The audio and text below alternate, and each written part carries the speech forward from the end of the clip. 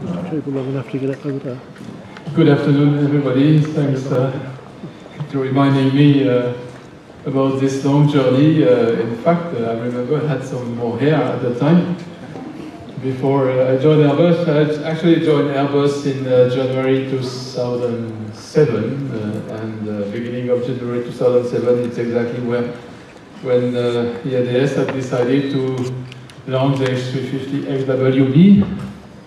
And it's been quite a journey, and I could not see the time passing, I must admit. So today I want to give you an update on the program. We will share the presentation with Frank Chapman, who will be more specific about the flight test, and then we will have a joint Q&A session.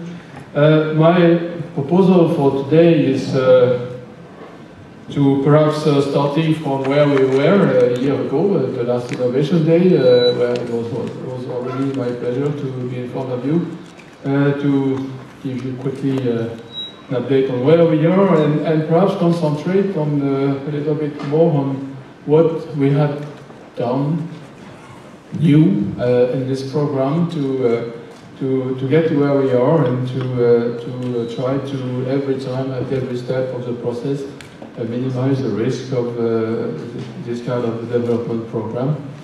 And now I will also focus afterwards on what is ahead of us, because it's not the end of the journey. Yes, we are close to the first flight, but not the end of the journey at all, and we have to be prepared now for the next phase. And the next phase include the development of this exciting derivative, which is gaining momentum in the market with the 350-1000. So that's my proposal.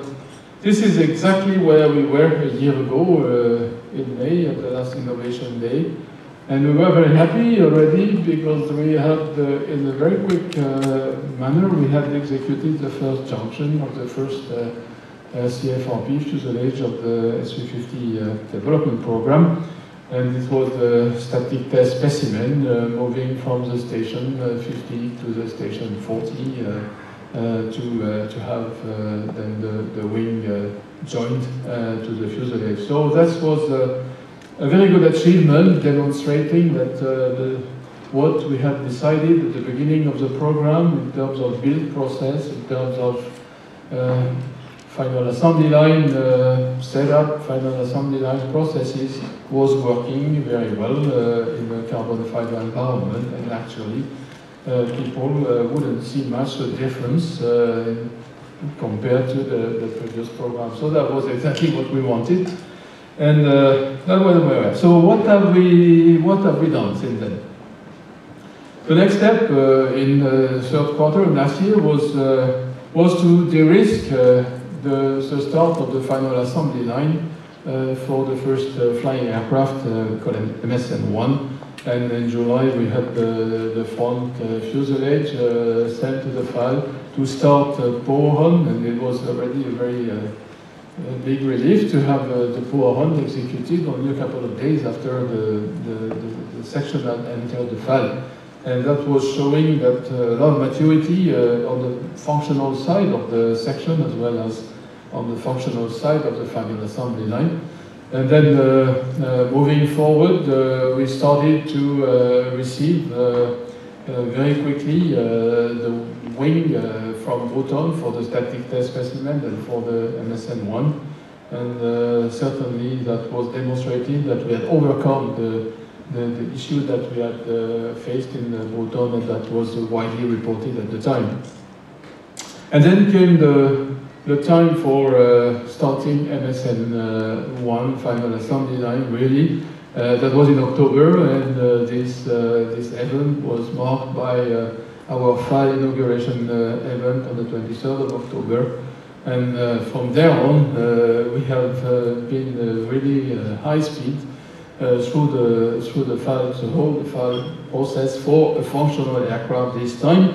And actually, the FAL process itself was to a very large extent completed at the end of February, and then we moved the aircraft out of the FAL went to outdoor testing, and then to a very specific kind of testing, which was to prepare the first flight. And I will come a little bit more detail on this. And now we are very close to the first flight. And actually, this journey, particularly the last 2 quarters almost, have been executed, going from these big milestones, where I would just mention the 3 of them. One was a load calibration session, and for 2 weeks we had the aircraft in a special hangar, and we were able in this hangar to apply loads on every single component of the aircraft to calibrate all the strain gauges that we have in the MSN-1. And then we had the installation of the engine, which also came exactly at the planned time, and Rolls-Royce and Goodrich had delivered the fully integrated and instrumented power plant. And by the way, in the meantime, the engine had been certified by our authorities, which was demonstrating a very high level of readiness. And the last big step, these are the steps that, of course, are particularly important for the first aircraft, where we have heavy instrumentation and heavy engineering processes, as well as a normal final assembly line preparation.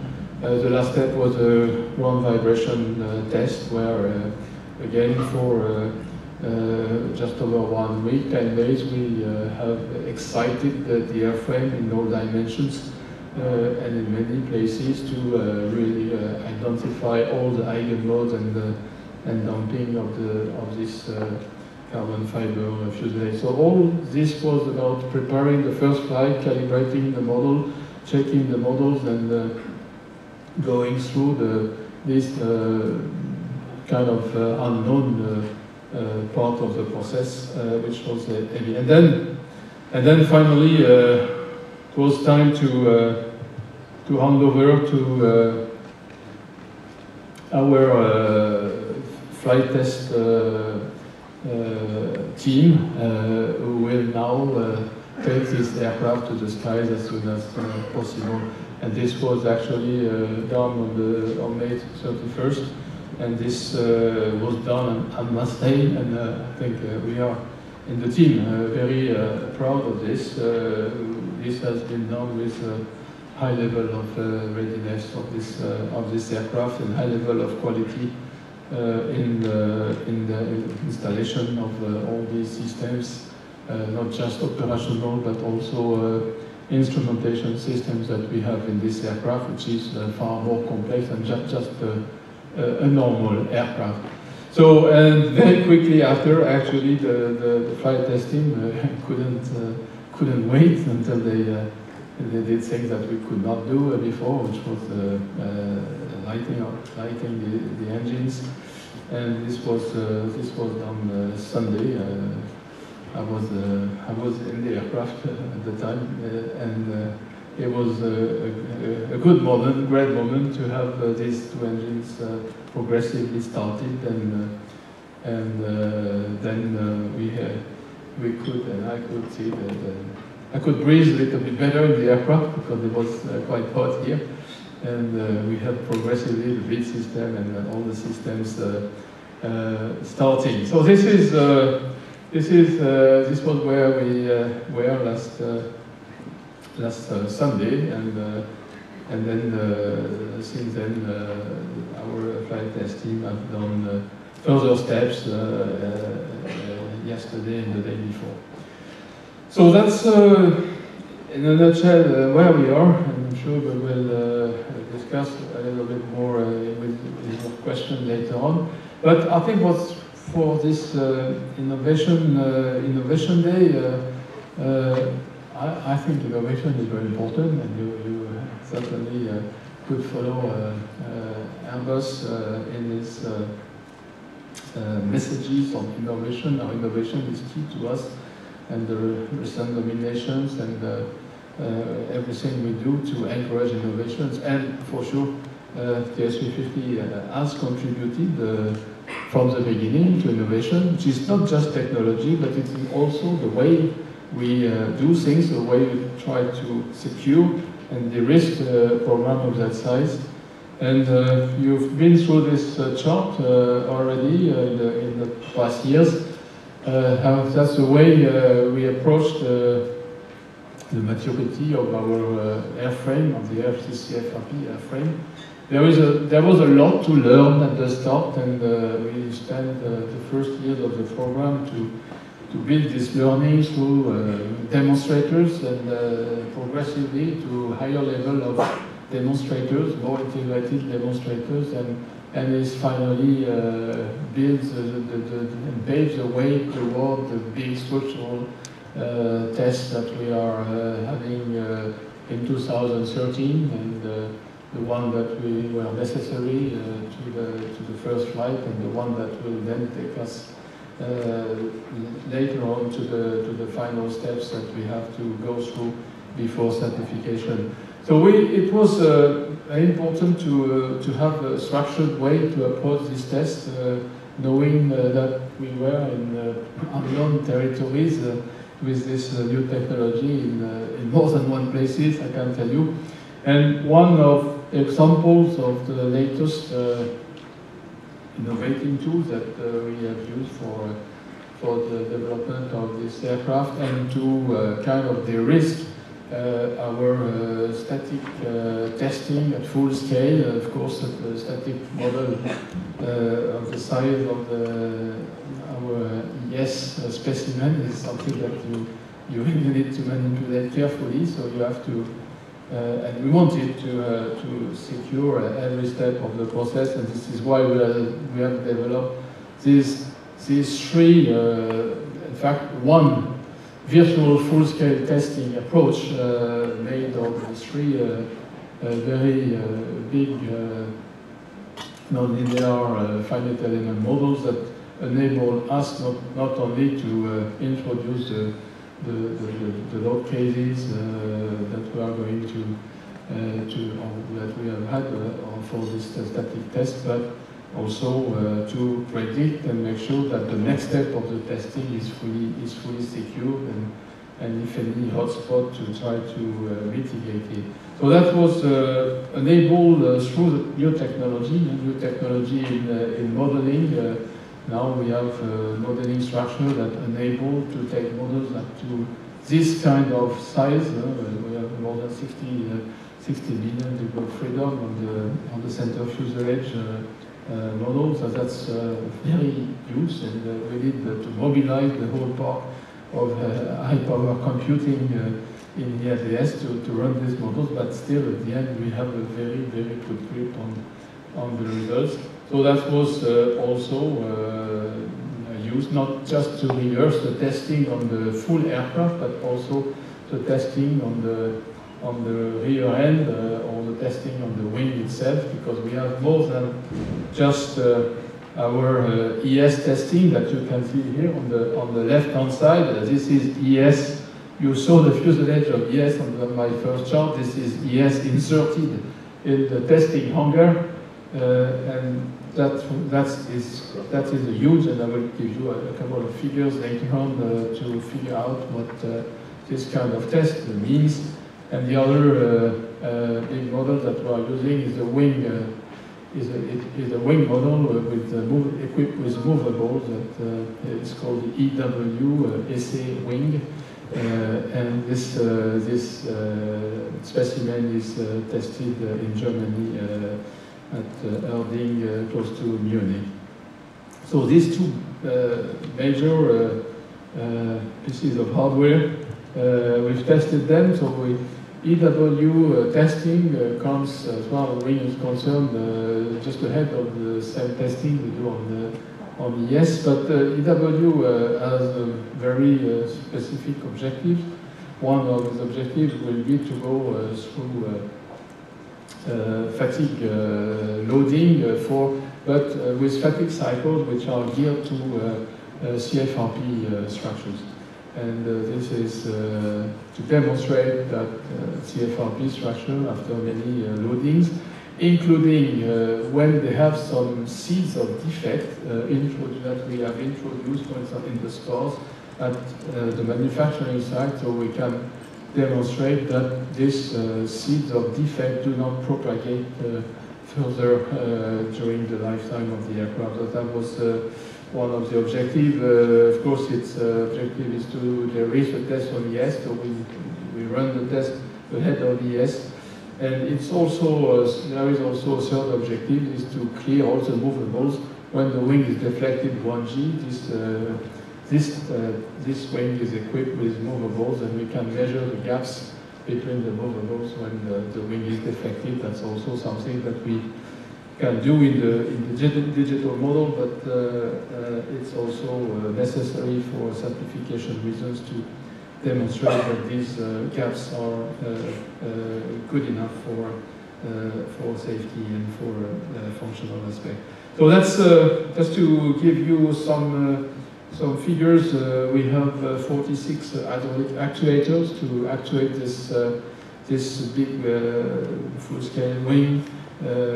Some of them have capacity of up to 300 tons of load, and we have about 3,000 string gauges spread across this airframe, and we can see here this the second specimen, which is ES. So ES, our static test specimen. This is a bigger picture of it. You can see it in the testing hangar, the L34, the Lagardère site, which was used before on the S380. So again, big instrumentation around this aircraft. Big instrumentation, fully real-time monitor, and developed with this special facility, which is exactly like a flight test telemetry station, and we can monitor piece by piece, bit by bit, what happens in the specimen.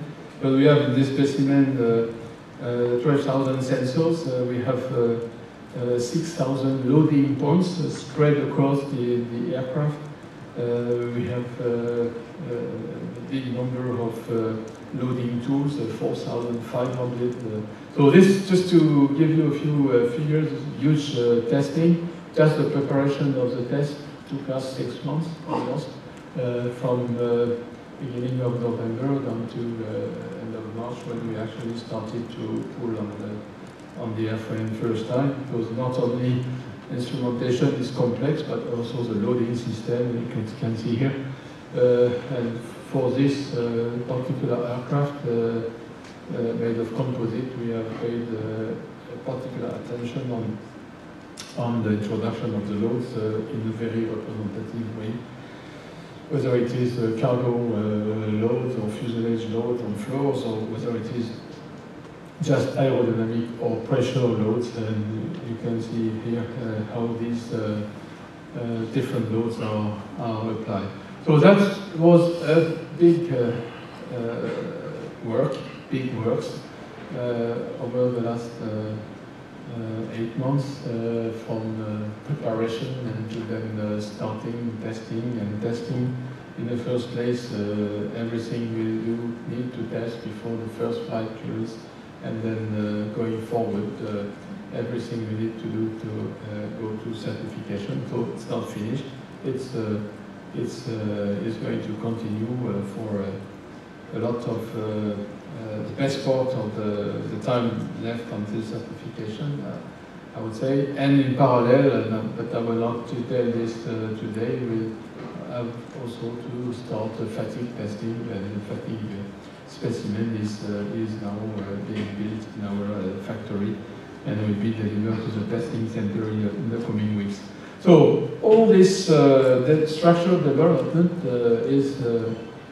is usually a big challenge for an aircraft of that size, and it was a particular challenge on this one because it was a CFRP structure for the first time, and we had a similar approach for systems, for testing the system with similar way of de-risking the systems, and all this is supported by our new system policy.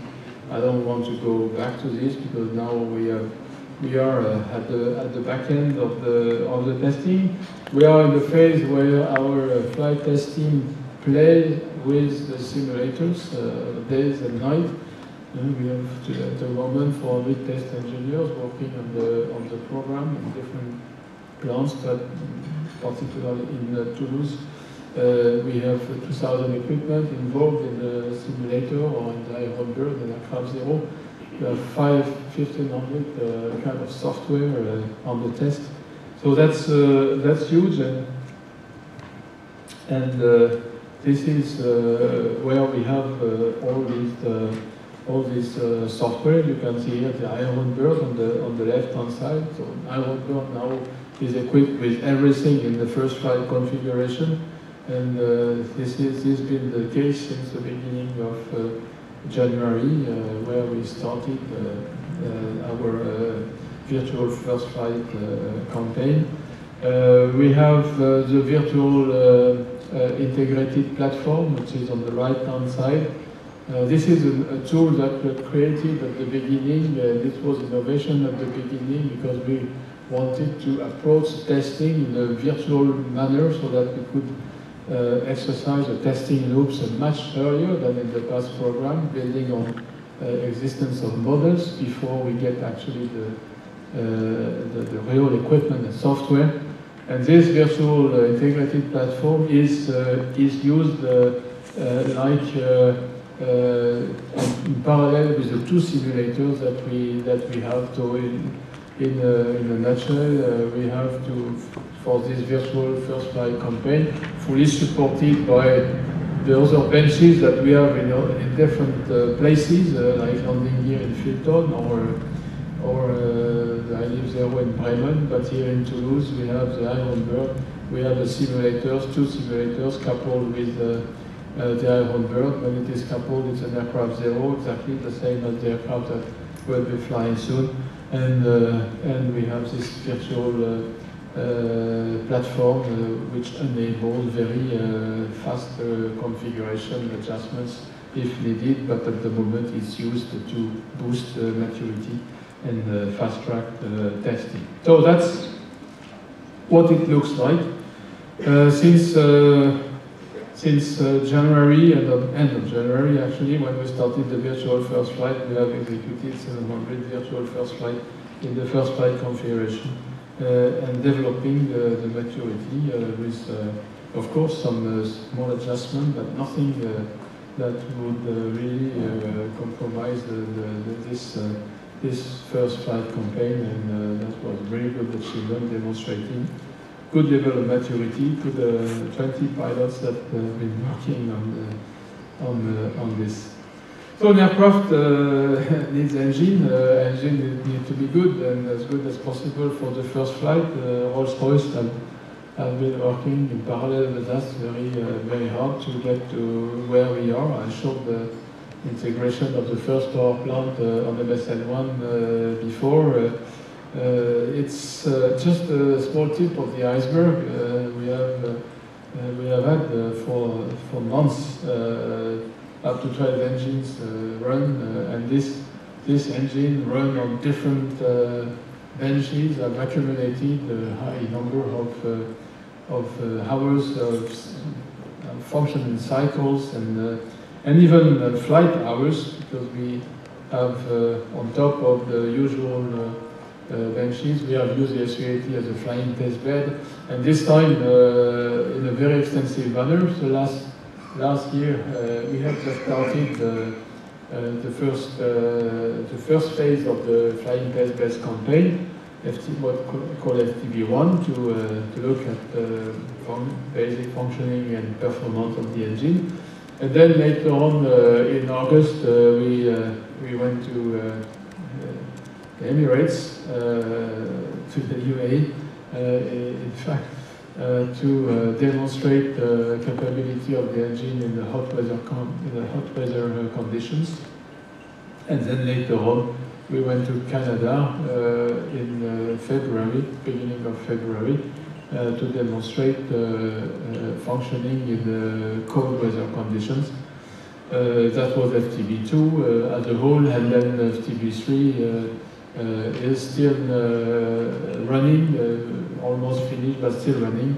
And we've been, at least there is always a positive side and sound to something. This time the bad weather that we had in April and May has enabled to find very easily icing conditions that we could expose our A350 engine to flying on the A380. So this has accumulated enormous experience in real flight conditions. And when I compare to the past program, certainly, and it was our goal, we have reached a level of maturity demonstrated by a number of cycles, a number of functioning hours, which is comparable to what was achieved in the past program, not at the time of the first flight, but at the time of the entry into service. I hope this will all pay off with our customer in 1 year, when we are in the actual operations. But I do believe this is a very strong asset to the program, and obviously for the start of our flight test campaign. And just to you have here a couple of figures, couple of more figures on this chart, but just to finish, there was also a very high-risk test that we had to demonstrate for certification purpose, which is the famous fan blade-out test. This was successfully passed, I think it was the end of November, and demonstrated, and after that we could see. This is a very impressive test when you burst one blade at full speed like we did, with a high level of thrust, even more than the nominal thrust. It's a big event for the engine, which is then almost turning around its pylon. But what's important thing is to contain the effects of this test, and this was demonstrated by him. So that's fully captured in the certification process of the engine. I'm sure you all know that this certification was delivered by our authorities, by EASA, to Rolls-Royce in February, and we are very happy of this result. So that's, as all for the moment, contributed to the preparation of the first flight. And, I need to cross fingers now on what is ahead of us, but not only cross fingers, because it's not just the first flight. We have a lot to do.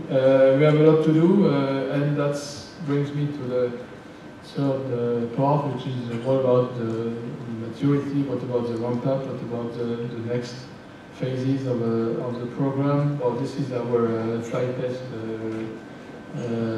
aircraft fleet. It's known that we will have finally 5 aircraft flying, 2 of them being equipped with cabin.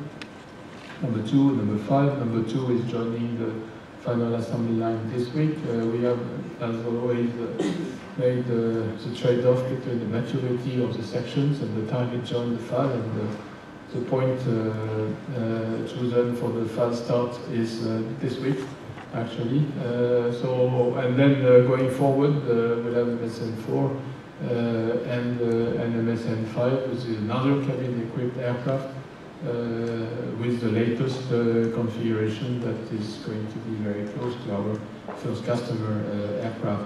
So this flight test fleet will then have a lot to do, and Frank will explain the contents of the flight test campaign, which we know that a nominal time, the target time, would be around just over 1 year to complete this test, but it's fair to recognize that there is always some uncertainty in this phase of the program. And this is why our commitment to our customers is to deliver an EIS in the second half of 2014, which is clear on your screen, not on mine. But this is so this is the plan. So we need these 5 aircraft. You will know soon how we use them. MSN3 is already in the FAL and has been kind of trained to MSN1, and yet it has supported the MSN1 flight clearance process. It has actually delivered some testing results, like the lightning test early results. And has also contributed to the ground vibration test, because we had the nose landing gear ground vibration testing done on MSN3 in parallel with other testing done on MSN1. And this synergy between these two twins has contributed to shortening the FAL process. And I would say that if we fly in the coming weeks, we will have demonstrated a very short preparation for the first flight of a program of that kind. Now, moving forward, the next big step in the program will be when we fly MSN2, cabin equipped MSN2 will later on, after we've gained confidence, after a couple of weeks of flight, we'll carry a bit more than 200 passengers on early long flights. So how are we going to prepare ourselves for that? Very important testing in 1 year, but the important thing is to prepare and to de-risk. And to do that, we have a virtual first flight concept. It's also the first time we do that.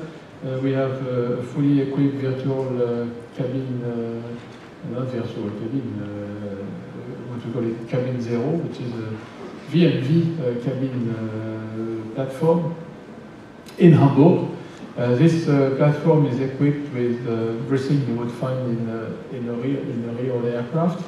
And our goal is to demonstrate that this cabin is fully functional and works when you have people using the commodities inside the cabin. So we will really rehearse on the ground the real use of cabin systems and equipment during virtual flights on ground, and this will enable us, of course, to check our systems and cabin commodities. Is going to play a big role in the preparation of the flight test, and we will be able, by doing that, achieving a higher level of maturity at the start of the flight test of this aircraft. We will be able to reduce and compress our flight test time and be in a better shape when we deliver to our customers. Because the first aircraft is important, but then we have the industrial roundup. The second half of the year we will be around rate 1 in the final assembly line for the flight test aircraft and then for the first customer aircraft. But next year is important for the ramp-up. We will want to reach around rate 3 at the end of next year. This is the kind of target we have. And for that, there are a lot of enablers. In the previous years, I was talking a lot about design quality, design robustness, design stability. I think this is still very relevant, and of course, the definition needs to be maintained at a high level of quality that we have today. We talked a lot about our supply chain performance, and if I go back 2 years ago, I was not so happy with some of the suppliers, and now I think this is becoming a little bit better, but the trend is moving, so everyone needs to move at the same speed, and hence we continue to monitor very closely with our suppliers, development tools, the progress they make along this industrial ramp-up journey. And it's for us a day-to-day, particularly for me at the head of program, a day-to-day exercise to make sure that there is no weak element across the chain, or because it would be facing the train in the end. So that's on the left-hand side, maturity. I talked about this, and maturity structure system. And now, of course, what's been becoming more and more dominating in our thinking is how we prepare the various head of version that we have developed with our customers, and that we will develop further this year with many customers, and how we prepare ourselves and prepare our customers for the EIS, which is next year. So no time to breathe. This year we'll have to freeze the definition of the cabin with 10 customers, and there was already 4 definition freeze that were sanctioned in since 2011. We've developed facilities and tools to make this customization process more friendly with our customers, and we want to bring them to the party. We want them to innovate with us. We want them to test what they choose, and this is why we have developed this configuration center, customer definition center, which is in Hamburg, special facilities where you go from inspiring the cabin definition, fostering innovation, and also finally defining and testing the actual layouts that our customers have chosen. This facility, which will be fully operational at the end of the year, will fully exhibit our catalog of commodities, and we have had very significant development of the catalog of seats and HIFI and everything you have for selection in our cabin customization policy, seats, HIFI, and some other commodities like bars or coffee makers. And following the market trend, more recently we decided to enrich further our catalog with premium economy seats offering. So this is all visible in the CDC, and of course it's also visible in our configurator, that is now also another tool which is operational, that we use with our customers to define their cabin configuration. So that was a very important piece to the jigsaw. So we have the catalog, we have the customization and the customer definition center, we have the configurator, and all this is going to deliver what we need, which is to have a very well understood configuration for them with our customers, and then deliver efficiently by our suppliers and our internal processes. And of course, at that point, the EIS is going to come, and we want to be ready for that. And one concept that we are creating for the first time is the concept of an airline one. What is it? So last year I talked about the airline office, which is having the customer, in fact 6 companies, 6 airlines representative inserted in our development process, and watching us and also advising us and testing with us. So this is fully operational. And the next step will be to call ourselves Airline One. The concept is simple. We have 5 flight test aircraft, so that's a small fleet. And if we are able to use this not just for the flight test, but also to behave like if it was an airline, to train our reactivity to the airline request, and consider our flight test airline is the customer. So we will probably prepare the company, prepare us, prepare our supply chain, and train them to be more reactive when the time of the EIS comes. You understand that this is always a race. When we start flying aircraft with customers, whatever the quality of the product, there will be findings, and the sooner and the faster we fix these findings, the better we can react and implement the findings and the quick fixes in the further aircraft. So this is just a race that if we start saying it doesn't work, we want the rolling takeoff for this race, and that's the way. It's innovation, so the result is not guaranteed, but I think it's a good concept to take us from a very development-minded environment into a more operational one. So that's what I wanted to give you today, and I will finish with a quick update on the Dash 1000. The Dash 1000 is now a very, very strong asset to our product family, and it's now really in full-scale development, and we have a lot of people working on it.